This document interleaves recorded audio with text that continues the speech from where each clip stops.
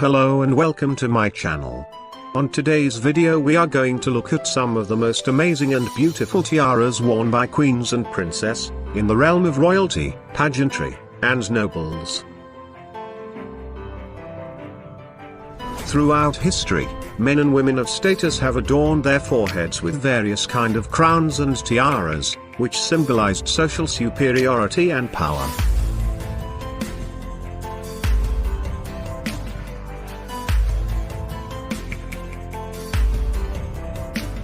The fashion of wearing precious tiaras has fluctuated with history and gone in tandem with society's appetite for egalitarianism or elitism, but it has not vanished.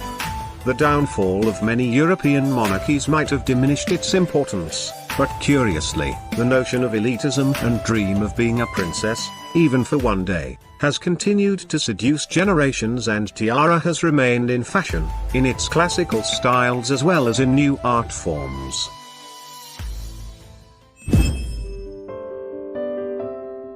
Most royal watchers instantly recognized the glittering diadem as Queen Mary's lover's knot tiara, often shortened to the lover's knot. The lover's knot tiara was commissioned for Queen Mary in 1913 from Britain's House of Garrett.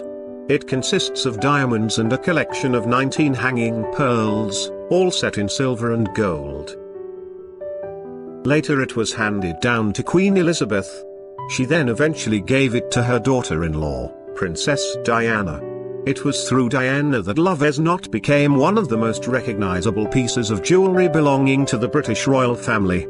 She famously paired it with a white, pearl-encrusted Catherine Walker ensemble while visiting Hong Kong in 1989. Upon her divorce from Prince Charles, the tiara was returned to Queen Elizabeth as part of the divorce deal. Kate Middleton didn't wear the lover's knot tiara for the first few years of her royal tenure. On her wedding day, Kate Middleton wore the Cartier halo tiara.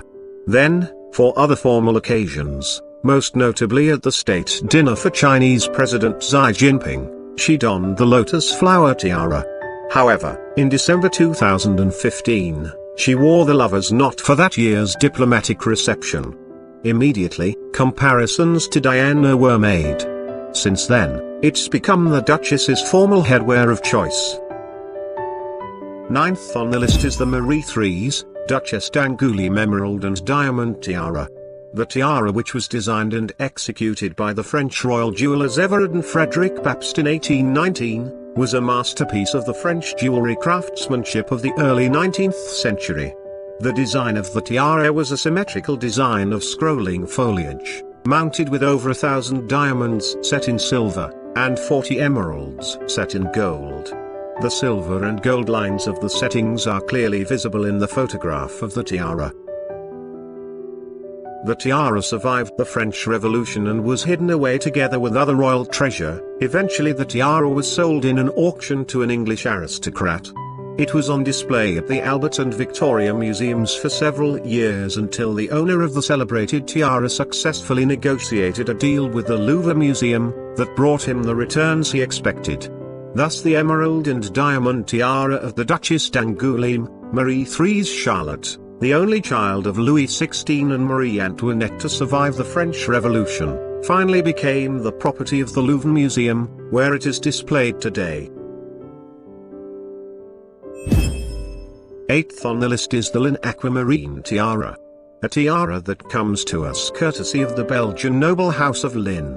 The Lin family have held their titles for centuries, but this tiara is a thoroughly modern addition to the extended family's jewel collection. In 2009, Prince Edoardo Lin della Tremoille married Italian actress Isabella Orsini. This beautiful diamond and aquamarine tiara was made for the occasion. The sparkler, which was created by Hollemans, features a large central aquamarine bookended by smaller aquamarines. And, because this is a Lin tiara after all, the piece also incorporates diamond scriptures as a major feature of the design. Isabella also wore aquamarine earrings, to coordinate with the diadem. The universal themes of nature, strength, beauty, femininity and unity. The Mwawad Miss Universe Tiara 2019 begun life like this, as inspiration. The designers was asked of crafting the extraordinary tiara embracing the values of the Miss Universe, and translate them to diamond-studded crown, that represent ambition, diversity, community, and beauty.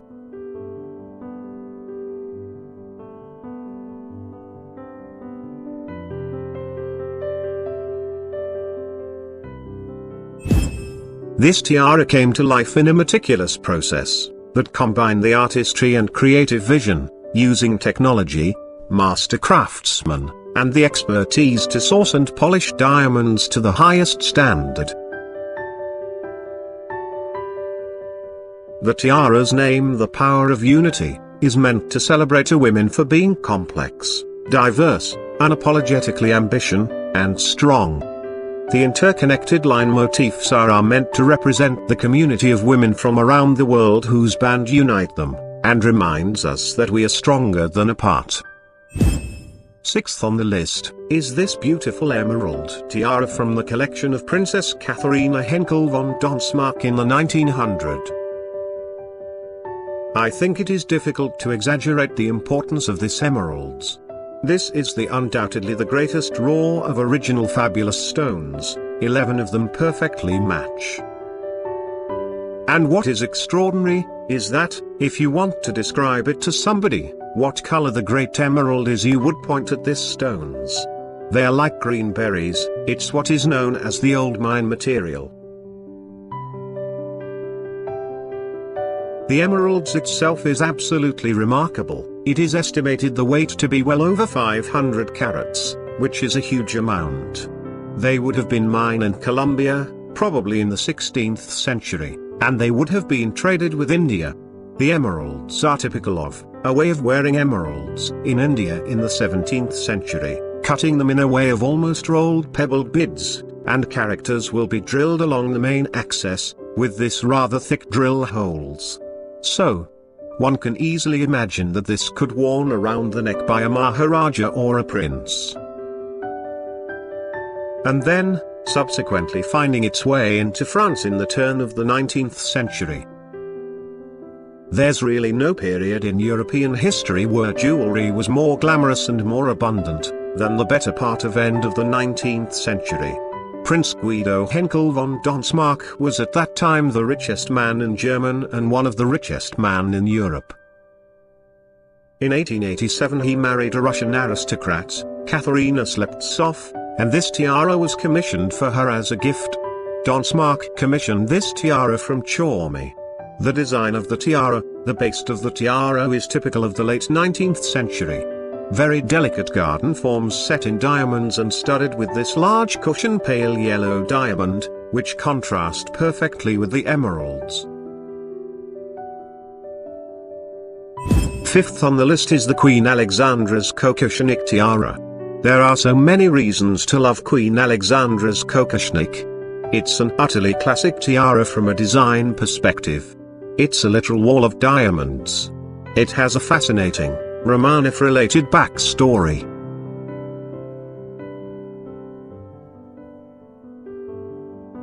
The original design of the tiara was worn by Empress Marie Feodorovna of Russia.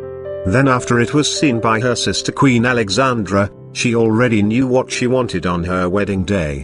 In 1888 the London News illustrated the Alexandra's anniversary present, a Kokoshnik design tiara made by the royal jeweler, the House of Garrett. Like Marie Feodorovna's tiara, the piece was made of individual pave-set bars, though Alexandra's fringes were more rounded at the tip. Alexandra's Kokoshnik featured 77 of these fringe pieces, and the entire tiara was packed with more than 400 diamonds. One of the tiara's first appearances at a major royal occasion came a few years later, when Alexandra wore the diadem at the 1893 wedding of her second son, the Duke of York, later King George V, and Princess Mary of Teck. In portraits taken on that day, the flexibility of the tiara is apparent, the fringes are not bunched tightly together, and spaces are visible between the bars. Alexandra appears to have used another jewel, possibly a bracelet, to help gather the fringe together.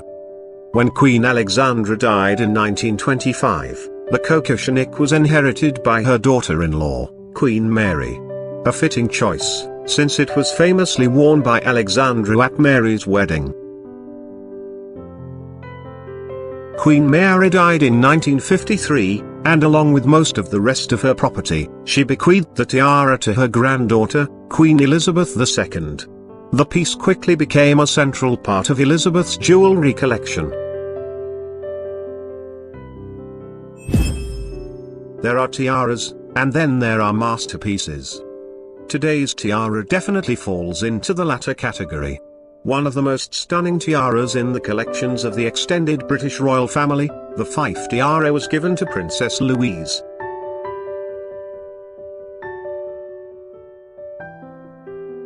Princess Louise is the granddaughter of Queen Victoria, and she was the eldest daughter and third child of Albert Edward, Prince of Wales, and Princess Alexandra, who later became Edward VII and Queen Alexandra. The Fife tiara is made on an extremely intricate and delicate frameworks, and it contains diamonds ranging in weight from 1 to 10 carats. It was made in 5 pieces, and almost like one now. The tiara is extraordinary in its construction: silver in the front, gold in the back, and all of the 200 carats of diamonds, beautifully cut, while being presented in the thinness framework. But what really extraordinary is the tiny pivots in which the pear-shaped diamonds are presented, and they would have caught the light. When Louise, Duchess of Fife, worn it, it would be an extremely beautiful to behold. Third on the list is the Brazilian aquamarine tiara. Most of the sparkling tiaras worn by Queen Elizabeth II of the United Kingdom were legacies from queens and princesses past, but a few of them have been hand-picked or commissioned by the Queen herself. Today's tiara, the Brazilian aquamarine, was ordered by the Queen as a part of an evolving parure of jewels. The Brazilian aquamarine parure didn't start with a tiara, it began with a necklace and a pair of earrings. These diamond and aquamarine pieces were presented to the Queen in 1953 by the Brazilian president as a coronation gift on behalf of the people of Brazil. By 1957, the Queen had also commissioned Garrett to make a tiara to match the aquamarine dame parure. The tiara featured an elaborate diamonds and aquamarine band base, with 3 aquamarine and diamond elements placed at intervals. The Queen has worn the tiara fairly consistently since its overhaul, even though it's now one of the tallest and most imposing diadems in her collection. The last time we saw her wear the tiara in public was during the Commonwealth Heads of Government meeting in Australia in October 2011. Queen Victoria and Prince Albert's shared love of art and design resulted in many an exquisite treasure, including jewels like her sapphire coronet and the Oriental circlet. "Albert has such taste and arranges everything for me about my jewels," Victoria wrote.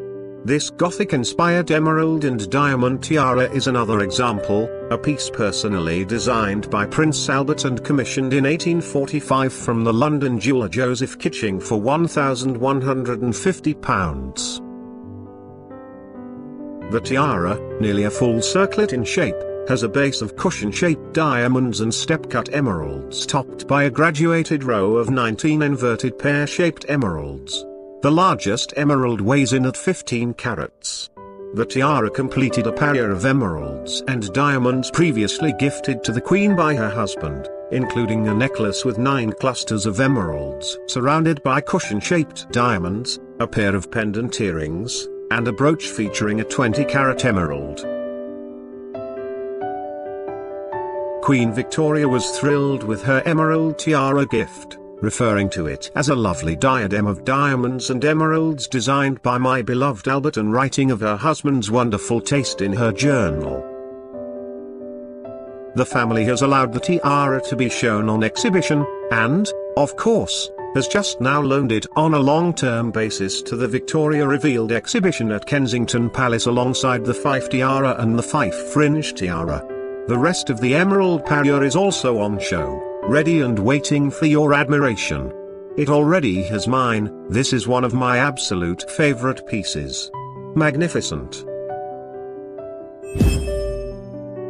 This unique emerald tiara was made by Harry Winston in 1958 in advance of the marriage of the Shah of Iran and Farah Diba. Much like the Noor Orleans tiara, which was made in the same time frame for the same purpose, it includes a mix of diamond colors and incorporates old stones from the Iranian crown collection. The heart-shaped pointed base is made of a row of platinum set baguette white diamonds which sit underneath a double row of pink, yellow, and white diamonds. The brilliants are thought to be from the 19th century and Indian in origin. The largest two are 15 carats apiece. The top is set with 7 large oval and round Cabocan emeralds which are probably from South America and were likely cut before 1738, when Nadir Shah invaded India. The emeralds range in size from 10 carats each, for the 2 smallest, to 65 carats, for the large central stone, and are framed in diamonds thought to be from South Africa. The tiara may have been a signature piece for the Empress, but it belonged to the crown jewel collection and as such did not come with her when the imperial family fled the country in 1979. While they are no longer worn, the jewels are safe and sound and available for public viewing at the Treasury of National Jewels in the Central Bank of the Islamic Republic of Iran in Tehran. I hope you had a wonderful time viewing some of the most beautiful tiaras made for the royalties, nobles, and pageantry. It was a pleasure. Have a wonderful day.